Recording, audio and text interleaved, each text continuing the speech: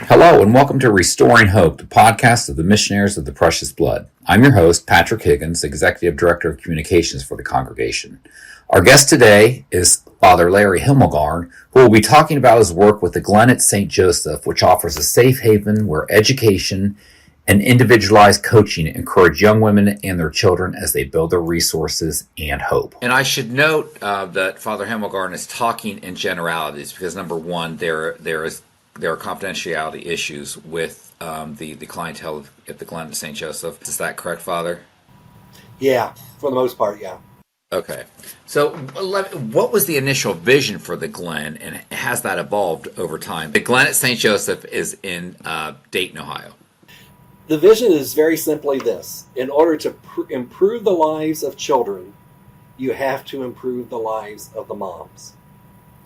And so we take a mom and her kids, take her right where she's at, and then try to work with her to get to a point in her life where she is emotionally healthy as well as physically healthy and has a job, a career, the resources to support her family. So one of the things when they come to the Glen, there's a lot of programming here at the Glen that they have to participate in, but then they have a coach, they have a personal coach who works with them to identify their own talents and strengths and to find employment or a jobs program or education. So it may be an associate's degree. If they have some college already, it may be a bachelor's, or maybe getting licensed to do one thing or another. Like we have one graduate who is working as an electrician. So it's a wide variety of things, but it's to work with them to resolve family of origin issues. As you can imagine, these women are coming from challenging backgrounds. About 80% of them are dealing with some kind of trauma. And most of them are coming from generational poverty. And so there's a myriad of issues. And along with all of that, we have a state-of-the-art child care program that takes care of their kids every day from 6 a.m. to 6 p.m. So the moms can go to school or go to work or do the programming they need, all of those kind of things. And the ELC, as we call it, Early Learning Center, is just incredible. And it takes infants up to kindergarten.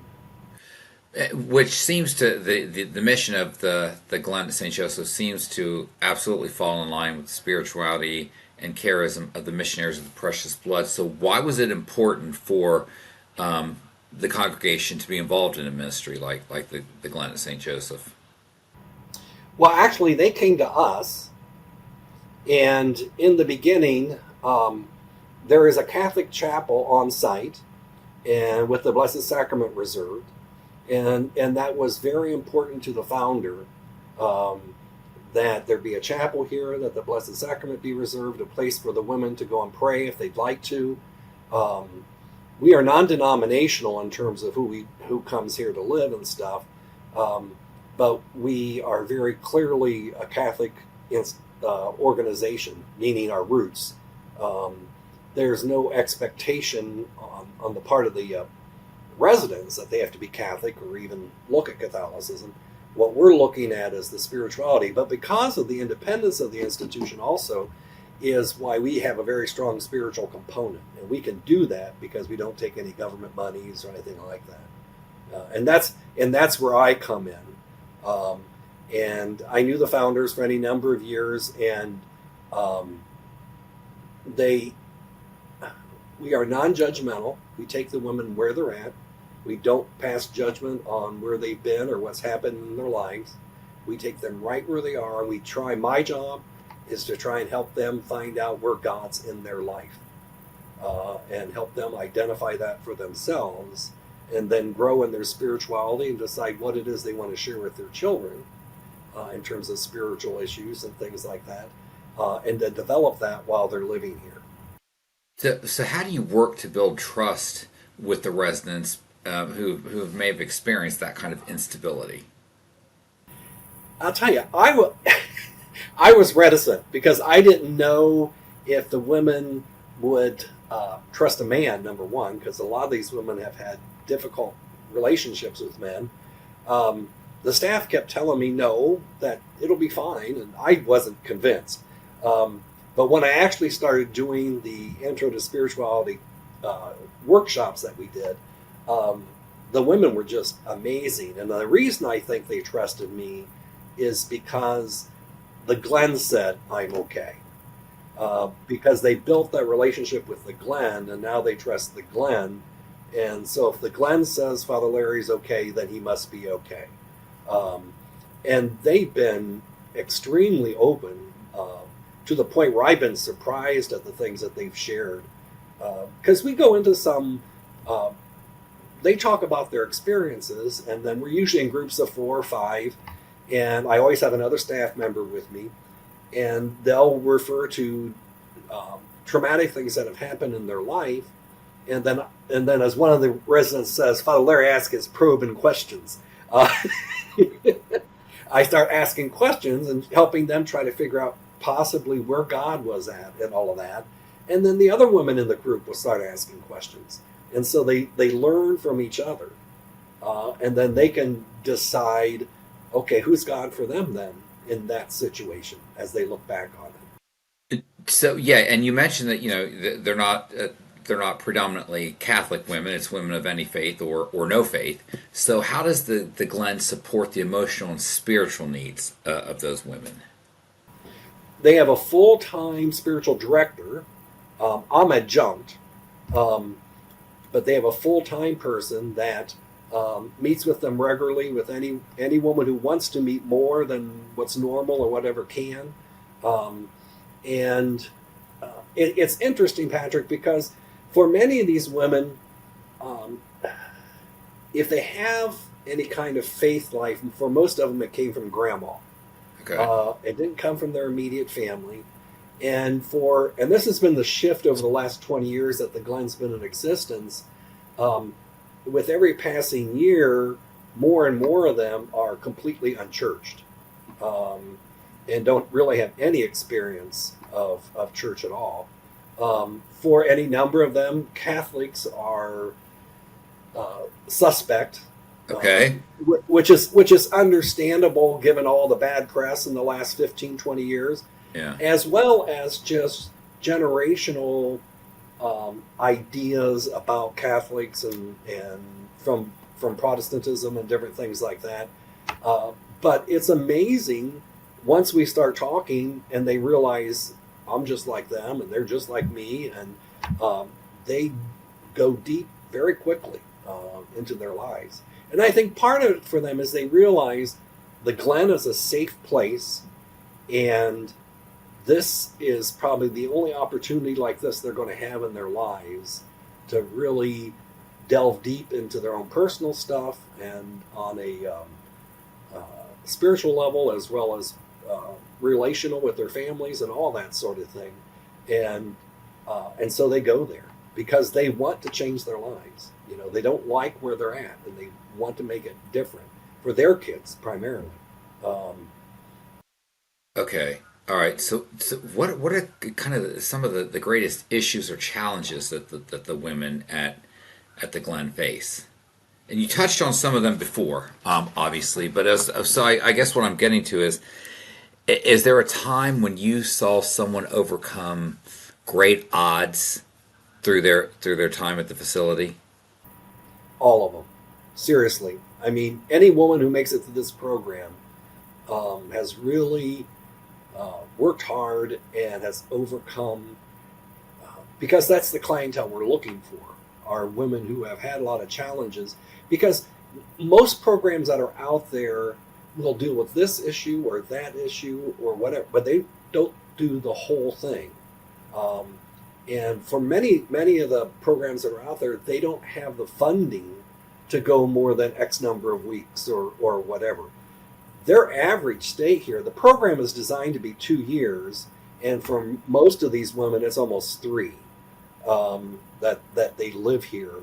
And so it's really, and when we talk to the graduates and stuff, they'll talk about they didn't realize the blessing that the Glen was until after they left. Um, and each woman has her own apartment with 2 bedrooms, 2 baths, a kitchenette, living room, washer, dryer, and then they have the ELC to take their kids to. It's probably the best standard of living they've had for most of them their entire lives. And that was purposeful to give them something to work towards when they left here. A standard of living that they know they could achieve, but they had to work to get it. So you mentioned that most of the women are 2 or 3 years. So do you see former residents return to offer support or mentorship to new residents? We have a graduate council that we rely on for feedback and to continue to hone the program. This is one of those programs, it's constantly evolving. Okay. Because the women coming into the program are constantly evolving. The issues in our society are constantly evolving. So as there are shifts here and there in our society, there are also shifts in our program. The women they address, like I already said, family of origin issues. They address trauma in their lives. They learn how they take dietary classes. They take child rearing classes. They take, you name it, because it's amazing when you are in an unstable environment, what you don't learn and what's not taught to you. And most of these women are from those kind of environments. So we don't assume anything, and we start at ground zero with them and their kids and their children, and go from there. And the women just flourish. Okay, that which is fantastic, which obviously is the ultimate goal. So you talked about learning. What has working at the Glen taught you about God's presence in everyday life? Well, Patrick, what I can say unequivocally is working with these moms, the inner strength that these women have is absolutely incredible. The fact that they've even survived to get to the Glen and are able to care for their children and stuff is they are a witness of the strength of human nature, the strength of motherhood. Every class I have with them, it's just incredible. And what's fascinating then for me as I work with them is to help them identify where God has been at in these struggles, and those are real eye openers for them. I'll make up an example.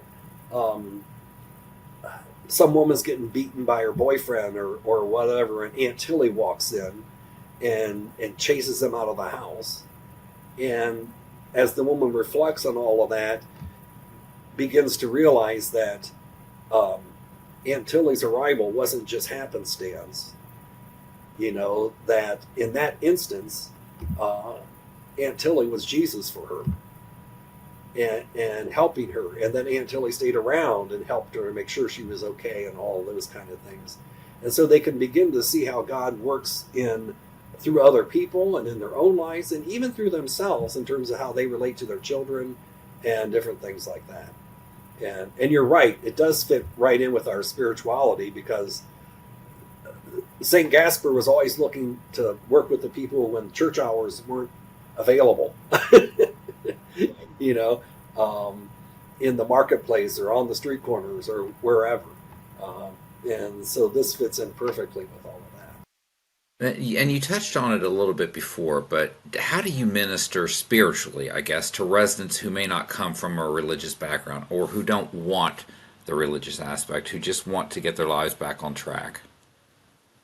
Well, surprisingly, Patrick, almost all of them want to have a spiritual relationship with whatever they call it, God, Creator, whatever. I would say, and I've worked with the Glen from its opening. I've been actively engaged with the women for the last 5 years. The in all that time, I've only met one woman who claimed to be agnostic here. Okay. Um, Despite their experiences, despite it all, they all believe in a greater power. Um, and it's different for each and every one of them, and we've had any number of Catholics come through too, and I've baptized kids and things like that. But um, for most of them, it's not. They don't doubt the existence of God. What they've always wondered and tried to figure out is, where's God at? And and so that's what we try to help them do, is figure that out.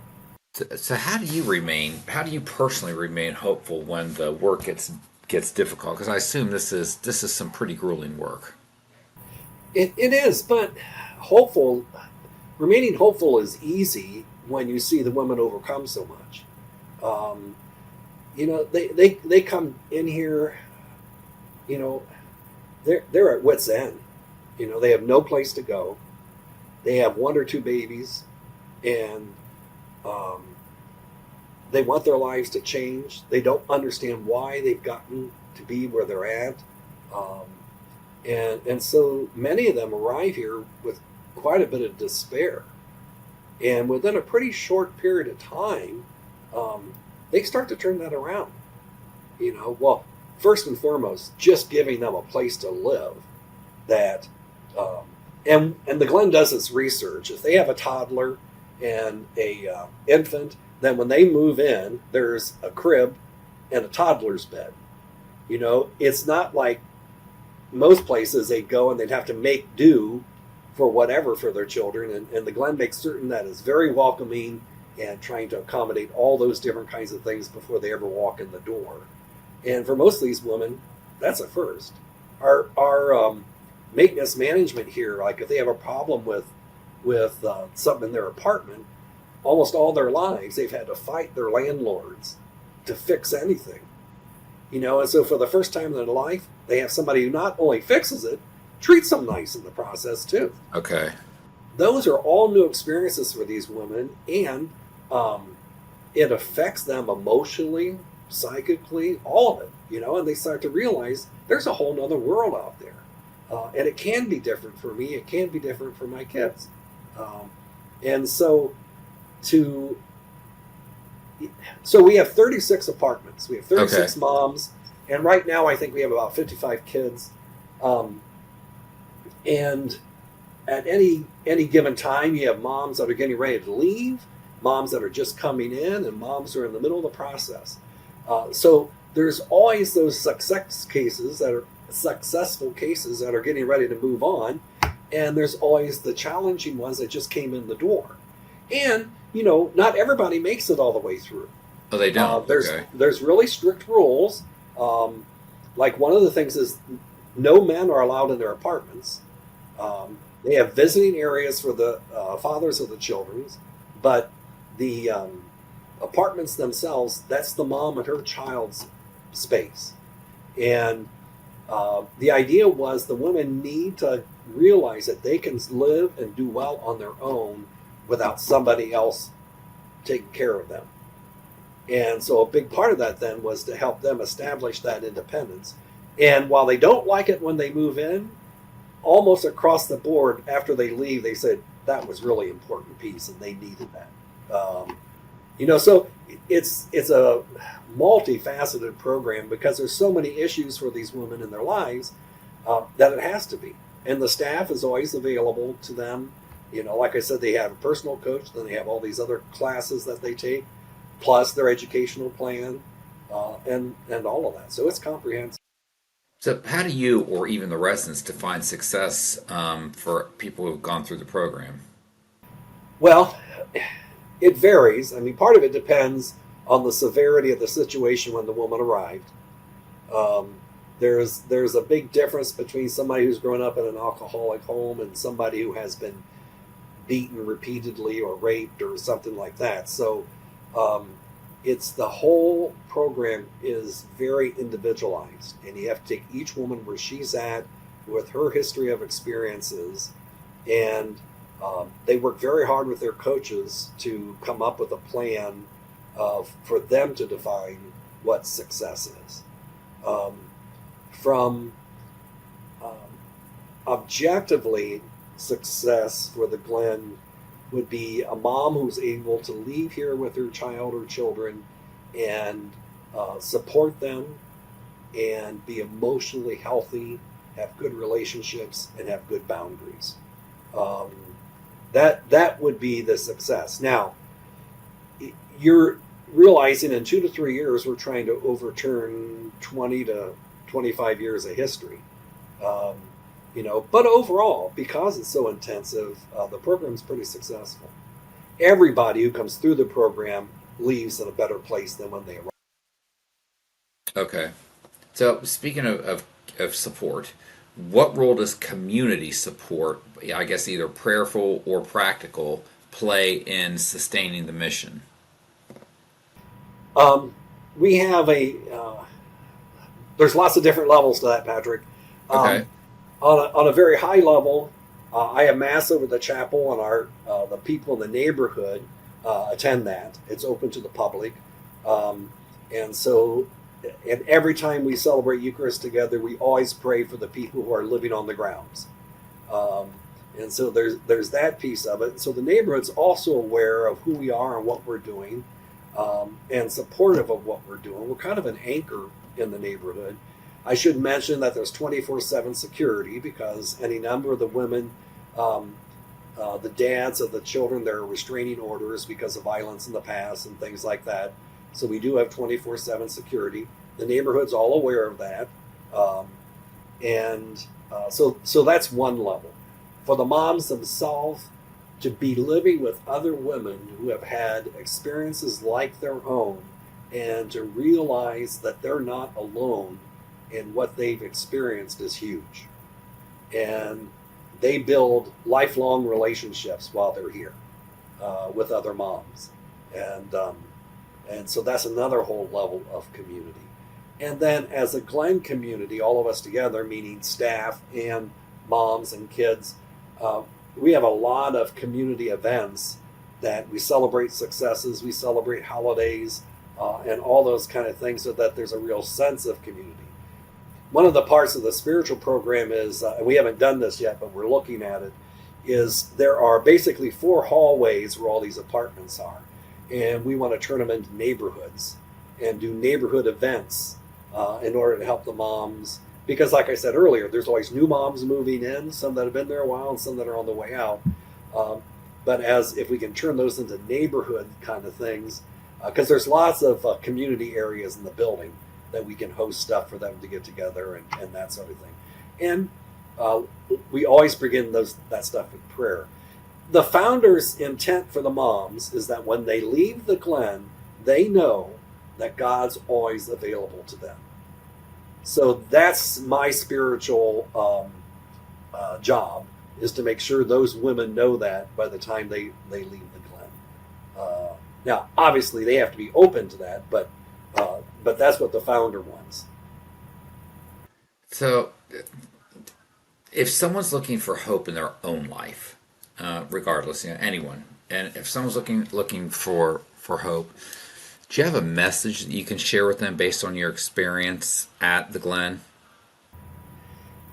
What I would say, and I do this a lot with the moms, is um, every day when you wake up, start with 3 things you're thankful for. Because no matter who we are, no matter what's going on in our lives, if we can focus in on what it is we're grateful for and begin our day that way, it affects how we look at the rest of the day. So no matter how bad things are around us, I still have this, and I have this, and I have this. But I really think gratitude is, for the good things in our lives, is the best way to build hope for ourselves. If we are not grateful, it's very hard to be hopeful. Absolutely, absolutely. So, Father, what are your hopes for the future of the Glen? Well, I think we have an excellent program, but I hope that we can continue to develop it even further. Um, we're still learning, 20 years into it, and there's still things that uh, we need to tweak or whatever. Spiritually, I'd love to do more programming for the moms and their kids. Um, the biggest challenge we have, the women are interested in everything we offer in spirituality. The problem is time, Okay.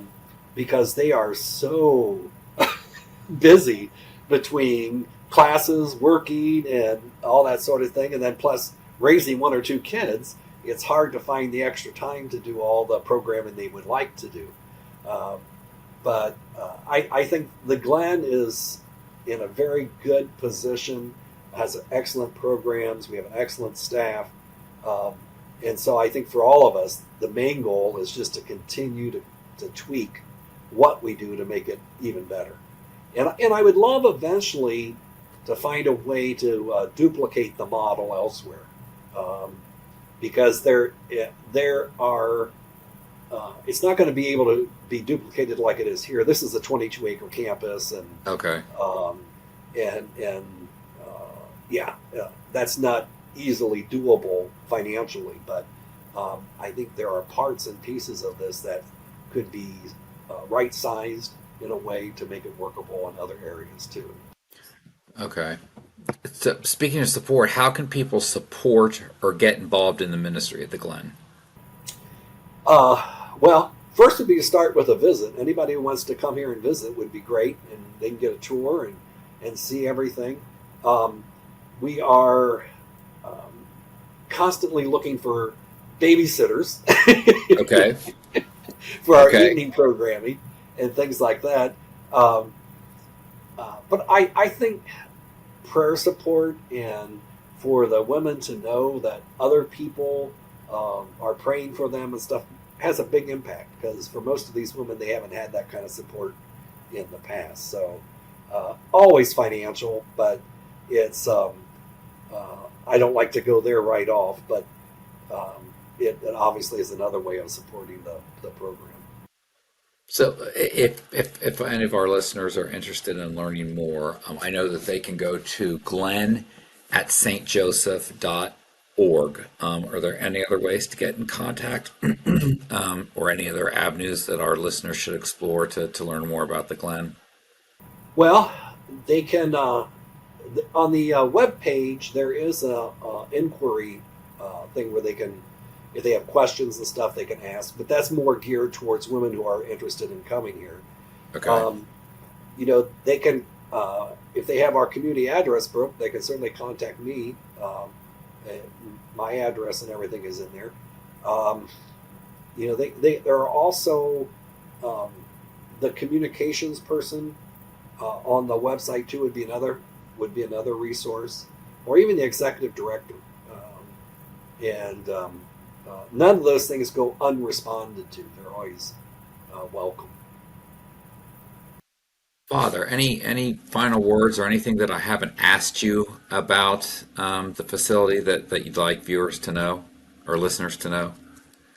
Yeah, the power of transformation of anybody's life is is just huge, and these women are in the situation they're in not because of anything they've done wrong, or um, we talk about them being under resourced. Um, it is incredible, and the longer I'm in ministry, the more real it becomes. Um, how much our family situations and how much our financial resources affect the outcome of our lives. And I am just so lucky to be able to be part of a program that uh, tries to give people the opportunities they should have had all along, anyhow, but haven't because of financial reasons or whatever. Um, And so it's just a real gift to be able to do the ministry I do, um, and to get to meet these women. Powerful, powerful stories. Well, that is very well stated. Father Larry Hemmelgarn, thank you very much for being our guest. If any of our listeners are interested in learning more about Missionaries of the Precious Blood, we are at preciousbloodus.org, and you can also find us on Facebook, LinkedIn, and Instagram. Again, Father Larry Hemmelgarn, thank you for speaking about your work at the Glen at St. Joseph in Dayton, Ohio. We encourage all our listeners to learn a little bit more about it. And Father, thank you. Father, thank you very much for being our guest. You're more than welcome. Glad to do it.